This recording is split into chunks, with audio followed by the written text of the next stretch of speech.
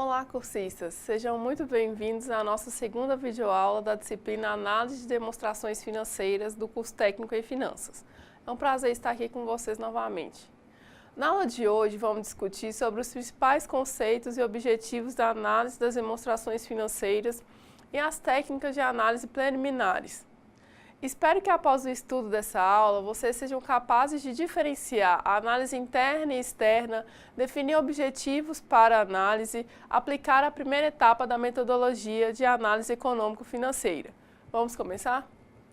Agora que vocês já revisaram os principais relatórios contábeis, o balanço patrimonial e a demonstração do resultado do exercício, daremos os primeiros passos para o entendimento da análise desses demonstrativos. Para isso, vocês aprenderão a importância dessa análise, qual a posição do analista e quem são os usuários dos dados fornecidos por seus relatórios. Aprenderão também os ajustes necessários para a preparação das principais demonstrações contábeis de uma entidade jurídica, a serem analisados e as técnicas que norteiam essa análise.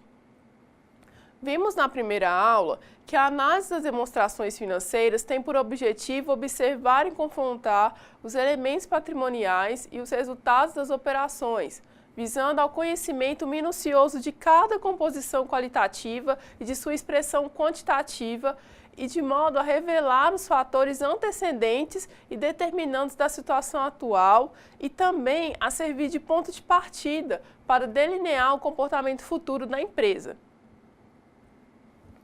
Isso é o mesmo que dizer que a análise de balanços tem o objetivo de extrair informações das demonstrações financeiras para subsidiar a tomada de decisões. Ela permite conhecer os efeitos das decisões adotadas no passado e as causas determinantes do estado atual, servindo de orientação para a elaboração de planos futuros. Como foi visto na primeira aula, as demonstrações financeiras representam o produto final da contabilidade, com o objetivo de gerar dados para um grande e variado número de usuários, cujas necessidades são diferentes. Cabe ao analista transformar esses dados em informações. Os dados podem ser simplesmente números ou descrições de objetos ou eventos, sem análise ou interpretação. Já as informações representam a interpretação desses dados. Por exemplo, o balanço patrimonial de uma empresa fictícia, chamada Rosa de Ouro Limitada, encerrado em 31/12 do ano X4, revela um estoque de 5 milhões de reais. Isso representa um dado. Ao interpretar esse dado, o analista pode concluir se esse valor é adequado ou não para o ramo de atividade da empresa. E isso é uma informação. Para você entender melhor o papel da análise das demonstrações contábeis como ferramenta de tomada de decisões, é necessário saber quem são os primeiros usuários desses dados. Portanto, quem são os usuários dos dados contábeis? Como os diversos usuários da análise de balanços observam um balanço e uma demonstração de resultado? Quais são os pontos principais em que cada usuário se fixa? Vejamos como cada um desses principais usuários encararia essas empresas, bem como as características de crédito ou de investimento feito por cada um desses usuários. Os administradores são os responsáveis pela tomada de decisão que afetam o patrimônio da empresa. Para isso, é preciso que tenham um perfeito conhecimento dos fatos passados, a fim de prever o comportamento futuro do empreendimento. Estão interessados na avaliação do potencial de investimento, na rentabilidade, na capacidade de obtenção de crédito da empresa. Outro usuário são os bancos, que, representados pelas financeiras de dinheiro, têm por única finalidade a rentabilidade e o retorno de seus investimentos. Assim, não transfeririam recursos para uma empresa cuja análise de balanço mostre uma situação financeira pouco favorável. As agências governamentais, bem como esses economistas, têm duplo interesse nas informações contábeis. Em primeiro lugar, é com base em tais informações que exercem o poder de tributar e arrecadar impostos, taxas e contribuições. Em segundo, os economistas interessam-se pelos dados contábeis das diversas unidades microeconômicas, ou seja, as empresas, pois estes, convenientemente reunidos e tratados estatisticamente, podem fornecer bases adequadas para as análises econômicas do país. Os fornecedores estão igualmente interessados em obter informações preciosas sobre as empresas que recorrem ao crédito, a fim de julgarem os riscos nas suas relações comerciais e financeiras. Por isso, analisam, entre outros, os dados dos balanços das empresas que pretendem vender com prazo para pagamento. Os investidores também precisam estar a par das informações específicas, setor de atividade, comportamento das ações no mercado, das empresas, onde pretendem aplicar suas poupanças. Nessas circunstâncias, os demonstrativos contábeis serão de grande unidade. Nessas circunstâncias, os demonstrativos contábeis serão de grande utilidade para a avaliação futura da empresa em que irão investir seu capital. A análise dos concorrentes de uma empresa é de vital importância, pois o conhecimento profundo da situação de seus concorrentes pode ser fator de sucesso ou de fracasso da empresa no mercado. A empresa analisa as demonstrações contábeis dos seus concorrentes para conhecer a situação deles e sua posição comparativamente a eles. Os outros usuários podem ser os consumidores e o público em geral, que estão interessados em conhecer certas informações contábeis sobre a empresa. Por exemplo, se a empresa vem obtendo lucro, seu nível de endividamento, sua previsão de expansão. Bom, um dos papéis da contabilidade financeira é registrar todos os fatos que alterem o patrimônio da empresa. Seu produto final são as demonstrações financeiras. Nesse sentido, a análise de balanços, ao aplicar as técnicas de análise, transforma os dados das demonstrações em medidas de avaliação relativa, percentuais, números índices e quocientes. Nosso assunto em aulas futuras. Quando esses dados são interpretados, transformam-se em informações financeiras para tomada de decisões. Seu produto final é o relatório de análise. A figura 1 mostra que a análise de balanço começa onde termina a contabilidade, ou seja, no fim da demonstração expositiva dos fatos, as demonstrações contábeis, sendo finalizada com base no relatório da análise, que apresenta as informações relevantes para a tomada de decisões. De acordo com a posição do analista, a análise das demonstrações contábeis pode ser orientada em dois sentidos, a análise interna e a análise externa. No caso da análise interna, o analista está vinculado diretamente à empresa analisada, como empregado ou subcontrato de prestação de serviços. Isso faz com que o analista tenha maior facilidade de acesso aos dados da empresa para exame, o que possibilita maior conhecimento sobre ela. A análise interna tem como vários objetivos específicos: projetos de expansão, modernização, relocalização, transferir-se de um local para o outro, controle operacional e etc. Essa análise sempre visará a avaliação do desempenho da empresa, como medida de informação na tomada de decisão. Na análise externa, o analista está vinculado a outra entidade interessada no negócio da empresa a ser analisada, ou seja, os usuários mencionados anteriormente. Na análise externa, devem ser considerados, no mínimo, os 3 últimos exercícios sociais. Dentre os principais objetivos da análise externa estão a aquisição de controle acionário, concessão de crédito, fusões e incorporações, compra de bolsas em valor, compra de ações em bolsa. Como já mencionamos na primeira aula e não custa relembrar, além das demonstrações financeiras, que são o balanço patrimonial, a demonstração do resultado do exercício, demonstração de origem e aplicações de recursos e demonstração de lucros ou prejuízos acumulados, o analista poderá utilizar dos relatórios da diretoria, dos relatórios do Conselho de Administração, do parecer do Conselho Fiscal, do parecer da auditoria e, se for o caso, de balancetes mensais. Inventários, documentos, como por exemplo, apólices, contratos e escrituras. Outras fontes de informações, além dos dados internos, são os dados externos, tais como as demonstrações financeiras de empresas que atuam no mesmo setor de atividade. No caso de sociedades anônimas, são publicadas em jornais de grande circulação, na Bolsa de Valores, em sites na internet, em revistas especializadas em análise e outras fontes. De posse dessas informações, por onde devemos iniciar a nossa análise? Para efetuar a análise dos demonstrativos, estes deverão ser preparados ou ajustados para análise.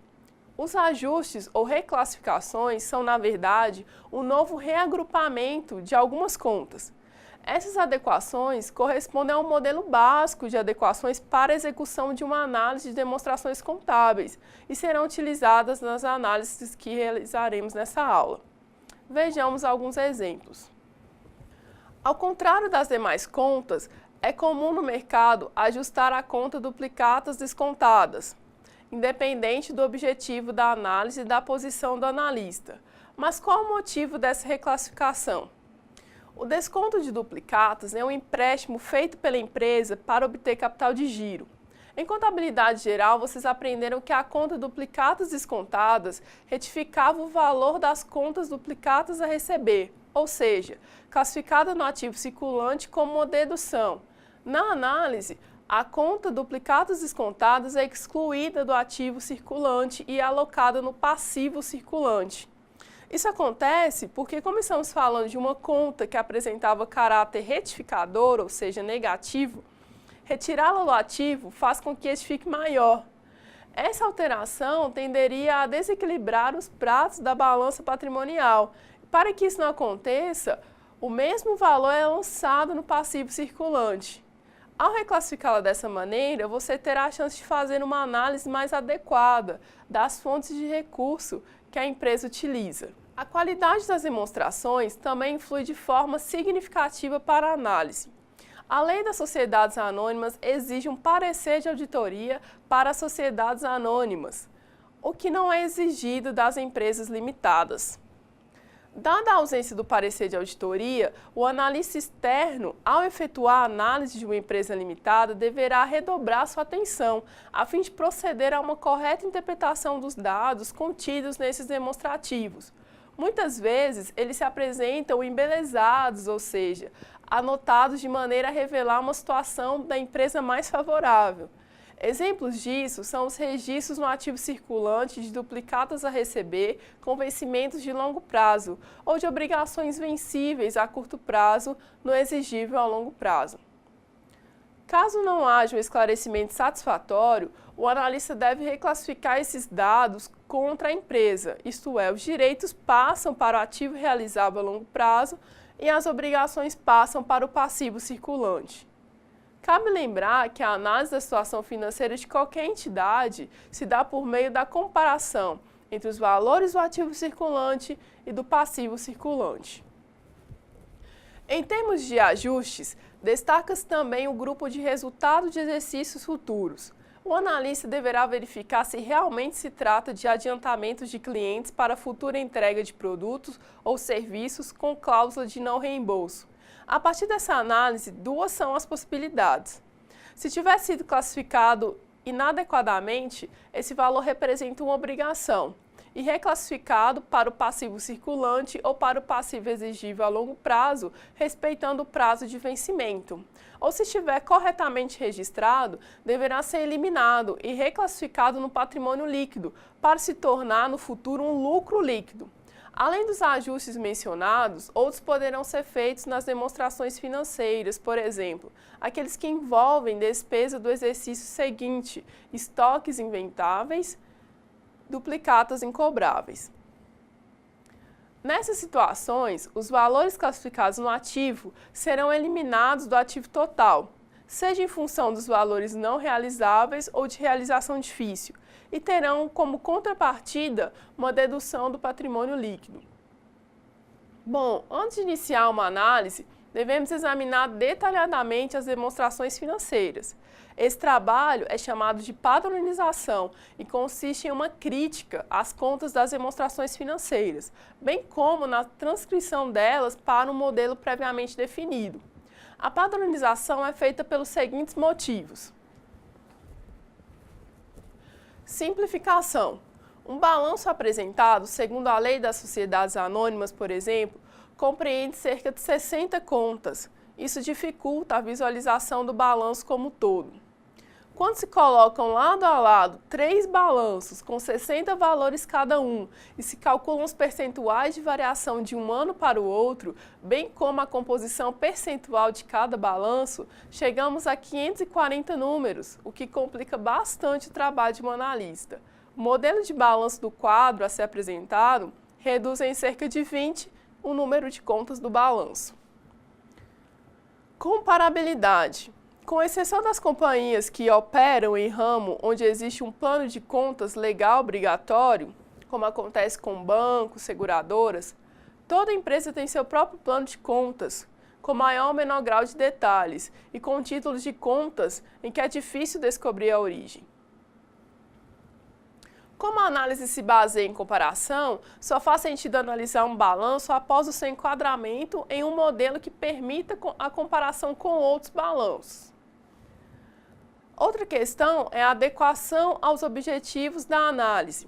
Há pelo menos uma conta que deve ser sempre reclassificada: duplicatas descontadas. Do ponto de vista contábil, é uma dedução de duplicatas a receber. Do ponto de vista de financiamentos, é um recurso tomado pela empresa junto aos bancos devido à insuficiência de recursos próprios. Em nada se distingue de empréstimos bancários do ponto de vista financeiro. Por isso, as duplicatas descontadas devem figurar no passivo circulante. Além disso, há contas que, por sua natureza, são normalmente classificadas no ativo circulante, como as duplicatas a receber e os estoques. Outra questão da padronização é a precisão nas classificações de contas. Outra questão da padronização é a precisão nas classificações de contas. É frequente encontrarmos balanços e demonstrações de resultados com falhas nas classificações de contas, como, por exemplo, certos investimentos de caráter permanente que aparecem no ativo circulante, despesas do próprio exercício que figuram como despesas no exercício seguinte, gastos indevidamente lançados como ativo deferido quando deveriam fazer parte das despesas ou perdas do exercício, empréstimos de curto prazo que aparecem no exigível a longo prazo, tudo isso para embelezar os balanços. Uma padronização rigorosa deve corrigir isso. Se o analista conhecer os principais itens de manipulação de balanços, desconfiará dos dados citados e solicitará esclarecimentos à empresa em análise. Na dúvida, o analista deverá reclassificá-los. Há ainda a descoberta de erros. Nesses casos, deve-se desconfiar da veracidade das demonstrações financeiras e suspender a análise até que se esclareçam as dúvidas. Uma padronização rigorosa deveria sempre vir antes da elaboração de um fluxo de caixa. O fluxo de caixa tem a virtude de mostrar a coerência entre os dois balanços e a demonstração do resultado, descobrir qualquer eventual falsidade de uma dessas peças. Há ainda a intimidade do analista com as demonstrações financeiras da empresa.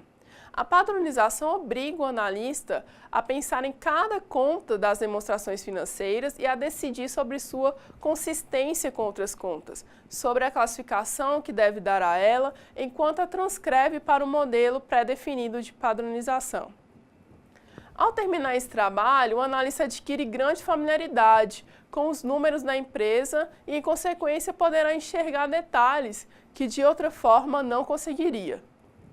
Para acompanhar como proceder em um modelo de padronização, considere o exemplo da empresa hipotética Companhia Big Digital S.A.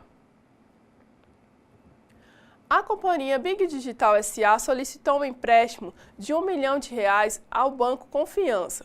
Para ganhar credibilidade, enviou junto com o pedido de empréstimo as demonstrações contábeis referentes aos 3 últimos exercícios sociais, incluindo as notas explicativas e o parecer dos auditores independentes sem ressalvas. Primeiramente, temos o balanço patrimonial da empresa para os 3 últimos exercícios, representado por X1, X2 e X3 com as contas do ativo. O ativo deve apresentar apenas as contas essenciais. No lado do passivo, encontra-se um subtotal representado por capitais de terceiros, ou seja, o passivo circulante mais o passivo exigível a longo prazo. No patrimônio líquido aparece o capital social, as reservas e os lucros acumulados.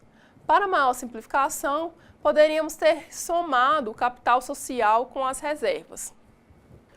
A demonstração do resultado do exercício evidencia apenas os valores fundamentais para a análise, já considerando a correção em reais. A receita líquida de vendas está deduzida dos impostos e devoluções e abatimentos. As receitas e despesas financeiras estão líquidas dos efeitos da inflação.